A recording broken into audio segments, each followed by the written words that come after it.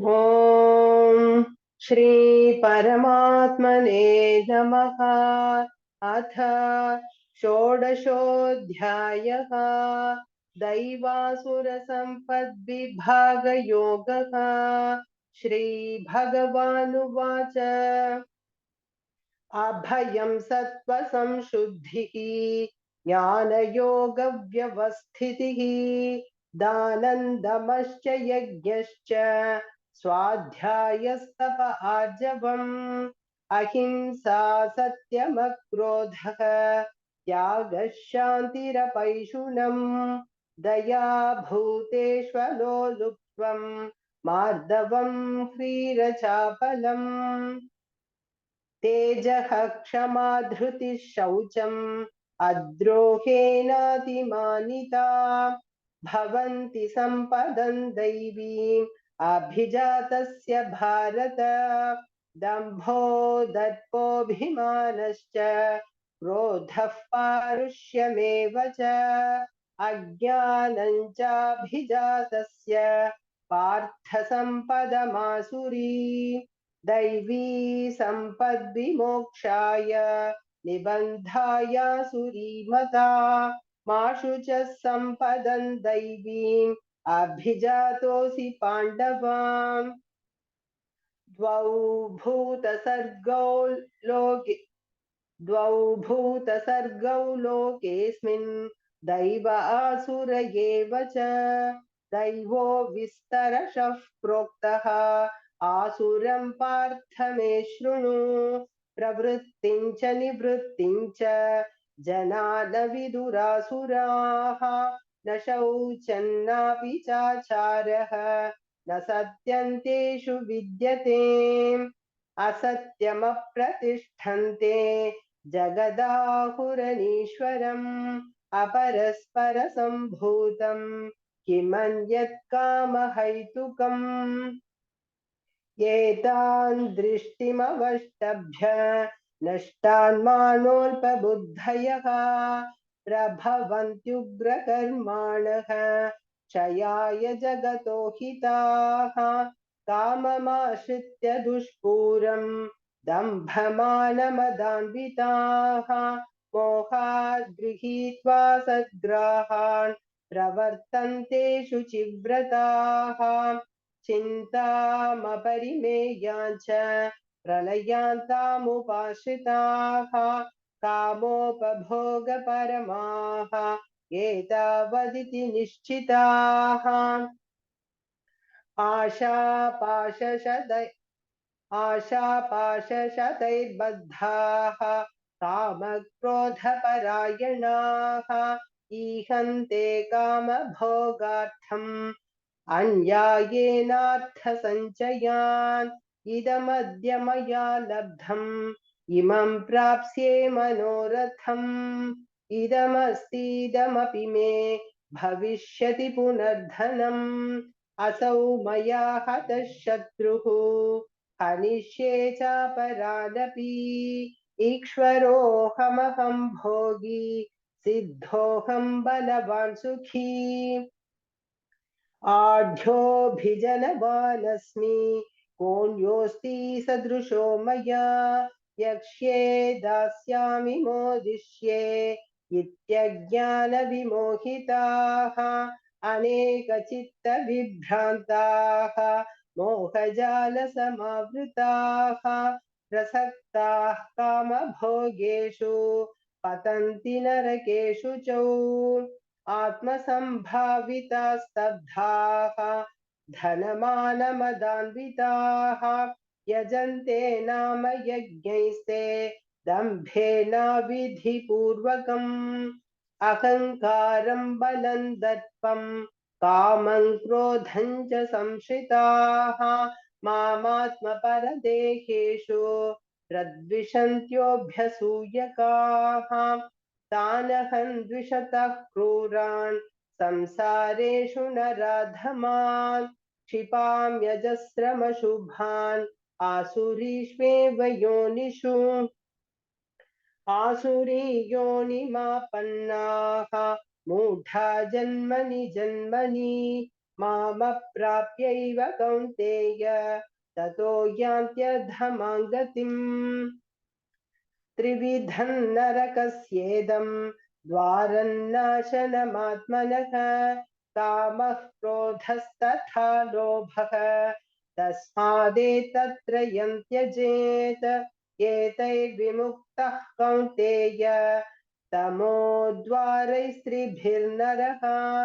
आचरत्यात्मनः श्रेयः ततो याति परां गतिम् यः शास्त्रविधिमुत्सृज्य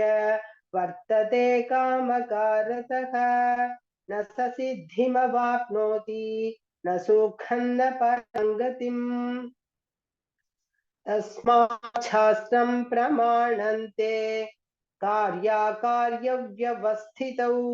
ज्ञात्वा शास्त्रविधानोक्तम् कर्म कर्तुमिहार्हसि ॐ तत्सदिति श्रीमद्भगवद्गीतासु उपनिषत्सु ब्रह्मविद्यायां योगशास्त्रे श्रीकृष्णार्जुनसंवादे दैवासुरसम्पद्विभागयोगो नाम षोडशोऽध्यायः सर्वधर्मान् परित्यज्य मामेकं शरणं व्रज अहं त्वा सर्वपापेभ्यः मोक्षयिष्यामि मा शुचः। ॐ श्री परमात्मने नमः। अथ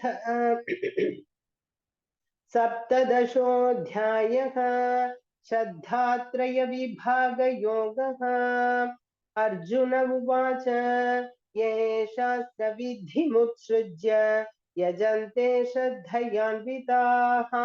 तेषां निष्ठा तु का कृष्ण सत्त्वमाहो रजस्तमः।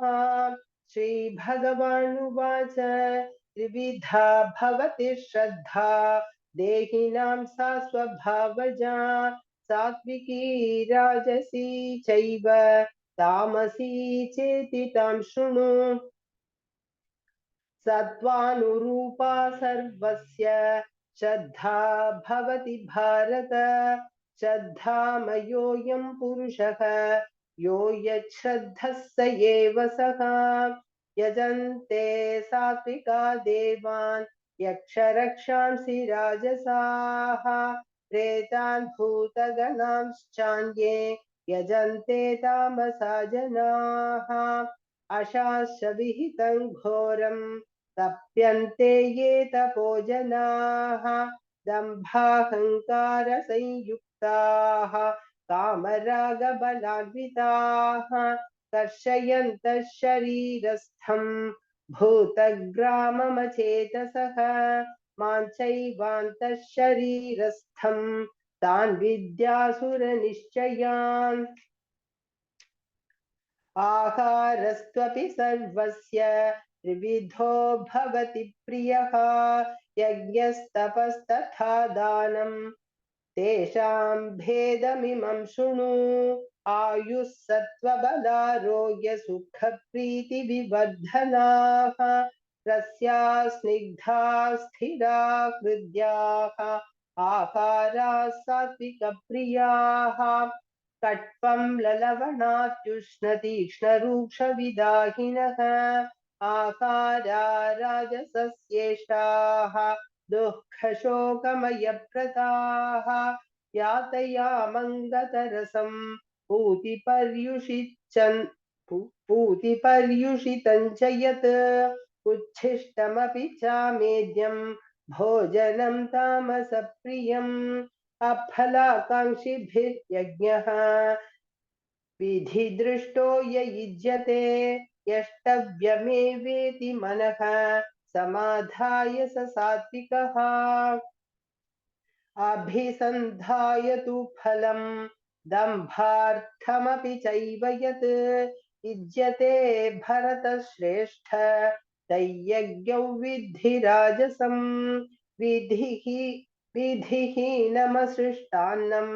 मन्त्रहीनमदक्षिणम् श्रद्धाविरहितं यज्ञं तामसं परिचक्षते। देवद्विजगुरुप्राज्ञपूजनं शौचमार्जवम् ब्रह्मचर्यमहिंसा च शारीरं तप उच्यते अनुद्वेगकरौ वाक्यं सत्यं प्रियहितं च यत् स्वाध्यायाभ्यसनं चैव वाङ्मयं तप उच्यते मनः प्रसादः सौम्यत्वं मौनमात्मविनिग्रहः भावसंशुद्धिरित्येतत् तपो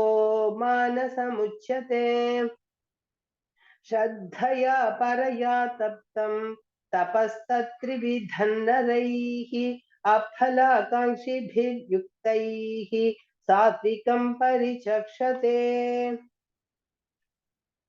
सत्कारमानपूजार्थं तपोदम्भेन चैव यत् क्रियते तदिह प्रोक्तं राजसञ्चलमध्रुवम् मूढग्राह्येणात्मनो यत् पीडया क्रियते तपः परस्योत्सादनार्थौ वा तत्तामसमुदाहृतम् दातव्यमिति यद्दानं दीयतेनुपकारिणे देशे काले च पात्रे च तद्दानं सात्विकं स्मृतम् यत्तु प्रत्युपकारार्थं फलमुद्दिश्य वा पुनः दीयते च परिक्लिष्टं तद्दानं राजसंस्कृतम् अदेशकाले यद्दानम् अपात्रेभ्यश्च दीयते असत्कृतमवज्ञातं तत्तामसमुदाहृतम् ॐ तत्सदिति निर्देशः ब्रह्मणस्त्रिविधः स्मृतः ब्राह्मणास्तेन वेदाश्च यज्ञाश्च विहिताः पुरा तस्मादोमित्युदाहृत्य यज्ञदानतपः क्रियाः प्रवर्तन्ते विधानोक्ताः सततं ब्रह्मवादिनाम् तदित्यनभिसन्धाय फलं यज्ञतपः क्रियाः दानक्रियाश्च विविधाः क्रियते मोक्षकाङ्क्षिभिः सद्भावे साधुभावे च सदित्येतत् प्रयुज्यते प्रशस्ते कर्मणि तथा सच्छब्दः पार्थयुज्यते यज्ञे तपसि दाने च स्थितिः सदिति चोच्यते कर्म चैव तदर्थीयं सदित्येवाभिधीयते अश्रद्धया हुतं दत्तं तपस्तप्तं कृतं च यत् असदित्युज्यते पार्थ न च तत्प्रेत्य नो इह ॐ तत्सदिति श्रीमद्भगवद्गीतासु उपनिषत्सु ब्रह्मविद्यायां योगशास्त्रे श्रीकृष्णार्जुनसंवादे श्रद्धात्रयविभागयोगो नाम सप्तदशोऽध्यायः सर्वधर्मान् परित्यज्य मामेकं शरणं व्रज अहं त्वा सर्वपापेभ्यः मोक्षयिष्यामि मा शुचः।